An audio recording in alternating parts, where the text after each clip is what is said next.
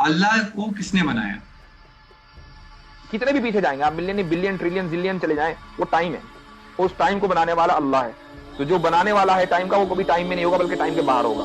और जो टाइम के बाहर होगा आप उसको टाइम से जज नहीं कर सकते। इसलिए आप ये नहीं कह सकते कि अल्लाह कब आया, क्योंकि जो कब का सवाल है ये उसके लिए होगा जो टाइम के अंदर है, ना कि उसके लिए जो टाइम के बाहर है। कहो कि वो माबूद बरहक जिसकी मैं इबादत करता हूं अल्लाह है, वो एक है।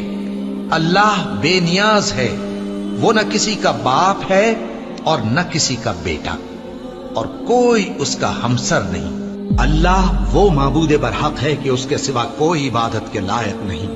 जिंदा है, सबको थामने वाला, उसे न ऊंघ आती है न नींद। जो कुछ आसमानों में और जो कुछ जमीन में है सब उसी का है। कौन है कि उसकी इजाजत के बगैर उससे किसी की सिफारिश कर सके? जो कुछ लोगों के रूबरू हो रहा है और जो कुछ उनके पीछे हो चुका है उसे सब मालूम है, और लोग उसकी मालूमात में से किसी चीज पर दस्तरस हासिल नहीं कर सकते। हाँ, जिस कदर वो चाहता है उसी कदर मालूम करा देता है। उसकी बादशाही और इल्म आसमान और जमीन सब पर हावी है, और उसे उनकी हिफाजत कुछ भी दुश्वार नहीं। वो बड़ा आली रुतबा है, जलीलुल कद्र है। वही अल्लाह तमाम मखलूकात का खालिक, ईजाद व इख्तिरा करने वाला, सूरतें बनाने वाला।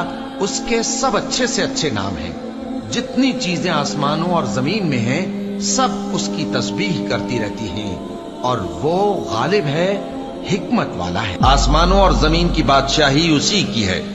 वही जिंदगी देता है और वही मौत देता है, और वो हर चीज पर कादिर है। वही अव्वल और वही आखिर, और अपनी कुदरतों से सब पर जाहिर और फिर भी पोशीदा है, और वो हर चीज का खूब जानने वाला है। वही है जिसने आसमानों और जमीन को 6 दिन में पैदा किया, फिर अर्श पर जलवा अफरोज हुआ। जो चीज जमीन में दाखिल होती और जो उससे निकलती है, और जो आसमान से उतरती और जो उसमें चढ़ती है, सब उसको मालूम है। और तुम जहां कहीं भी हो वो तुम्हारे साथ होता है, और जो कुछ तुम करते हो अल्लाह उसको देख रहा है। आसमान और जमीन में जितने लोग हैं सब उसी से मांगते हैं।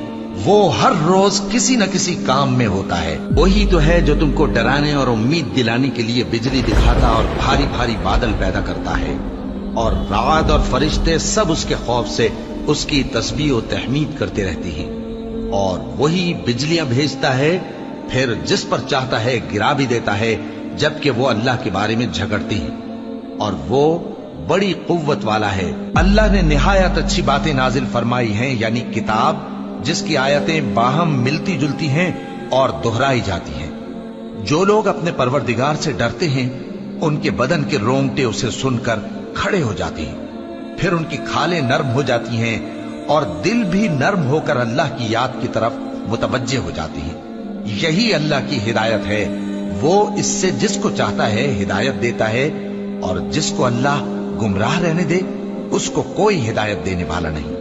अल्लाह ही खलकत को पहली बार पैदा करता है, फिर वही उसको दोबारा पैदा करेगा, फिर तुम उसी की तरफ लौट कर जाओगे।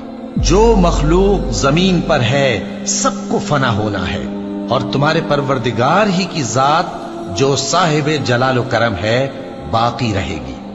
तो तुम अपने परवरदिगार की कौन कौन सी नेमत को झुटलाओगे?